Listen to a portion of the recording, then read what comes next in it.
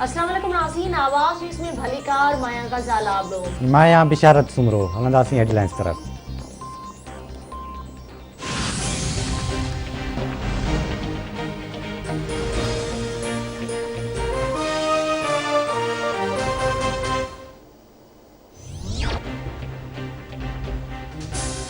मच्छसाने के खिलाफ हज़ारा बिरादरी जो कोयटा में लगल धरणो चौथे ॾींहुं बि जारी।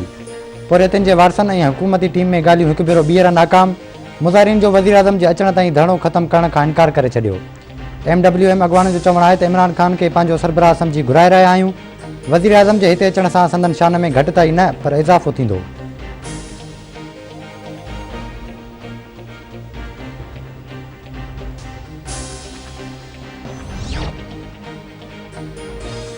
मच्छ वाक़े खिलाफ इस्लामाबाद जे डी चौक समेत मुल्क के मुख़्तलिफ़ शहरनि में पिण एहतजाज ऐं धरना जारी। कातिलनि खे गिरफ़्तार करण जो मुतालबो। मच्छ में पोरियतनि जे क़त्ल खिलाफ कराची के मुख़्तलिफ़ हंधनि ते धरना जारी। जिना रोड, निमाइश चौरंगी, अब्बास टाउन, कामरान चौरंगी, गुलिस्तान जोहर, यूनिवर्सिटी रोड, मलीर ऐं ड्रिग रोड समेत ॿियनि इलाइक़नि में भी धरना। ट्रैफिक मुअतल। वज़ीर आज़म के ख़ास मददगार शहबाज गिल चयो आहे त वज़ीर आज़म इमरान ख़ान की हिदायत ते करप्शन जा पैसा वापस कराए रहिया आहियूं। शहबाज शरीफ मेट्रो बस जो ख़ैर कानूनी ठीको ॾिनो। शहबाज शरीफ जे मनपसंद कंपनी मूं ख़िलाफ़ केस दाख़िल करायो। मूं शहबाज शरीफ की करप्शन साम्हूं आंदी।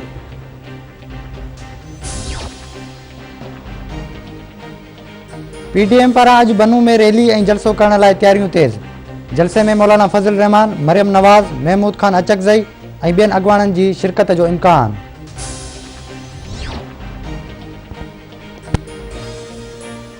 मौलाना फज़ल रहमान जो काफ़िलो बनू रवानो थी वियो। मौलाना फज़ल रहमान जो चवणु आहे त बनू में निकिरंदड़ रैली तारीख़ी हूंदी। PDM में के बि इख़्तिलाफ़ न आहिनि। वकीलनि जी राय खां पोइ हिकमत अमली तब्दील थी। हिकमत अमली तहत अॻिते वधी रहिया आहिनि।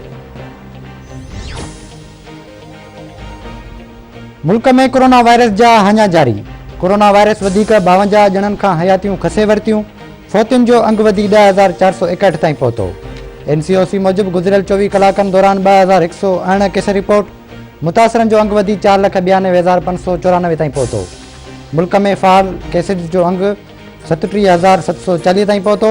4,46,393 मरीज़ वायरस के शिकस्त ॾेई सिहतयाब।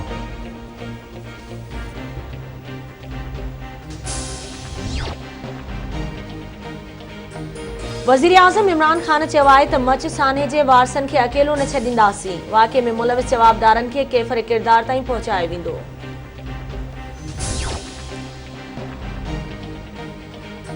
मिठी में ASI जे घर मां मिलियल 2 लाशनि वारो मामिलो।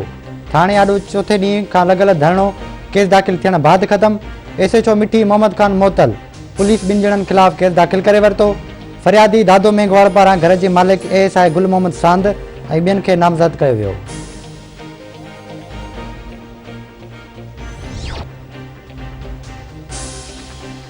ऐं क़ौमी टीम के न्यूज़ीलैंड ॿिए टेस्ट इनिंग्स में 176 रन्सुनि तां शिकस्त ॾेई छॾी। क़ौमी टीम T20 खां पोइ टेस्ट सीरीज़ भी हाराए वई। मोहम्मद अब्बास 3, आबिद अली 26, हारिस सोहेल 15, अज़हर अली 37, फवाद आलम 16 ऐं कप्तान मोहम्मद रिज़वान 10 रन्सूं ठाहे पवेलियन रवाना थी विया।